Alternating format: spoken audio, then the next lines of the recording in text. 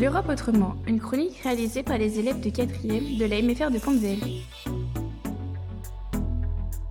Aujourd'hui, on part en voyage en Europe. Direction un pays très connu pour ses monuments, l'Italie. Un pays rempli d'histoire et de patrimoine impressionnant. Alors, ouvrez bien vos oreilles. Commençons par la ville de Rome. Là-bas, on peut voir le célèbre Colisée. C'est un immense monument construit il y a presque 2000 ans. Les Romains y regardaient des spectacles et des combats de gladiateurs. À Rome, il y a le Panthéon. Attention, il ne faut pas le confondre avec celui de Paris. Celui de Rome est très ancien et possède un grand trou dans son toit qui se nomme l'oculus. Quand il pleut, la pluie tombe directement à l'intérieur. Et cela crée des effets symboliques. Maintenant, direction la ville de Pise. On y trouve la célèbre tour de Pise. Elle est penchée sur le côté, ce qui la rend unique. Mais d'ailleurs, pourquoi elle est penchée ?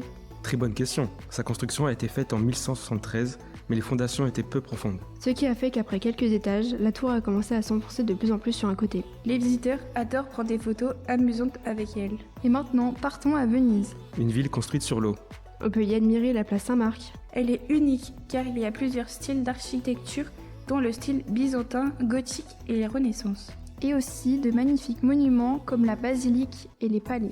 Tous ces monuments racontent l'histoire de l'Italie. Et ils attirent des millions de visiteurs chaque année. Et maintenant, place à la question. Quel monument italien est connu parce qu'il est penché ? Merci d'avoir voyagé avec nous. L'Europe autrement, une chronique réalisée par les élèves de 4e de la MFR de Pont-de-Vel avec Radio Aléo.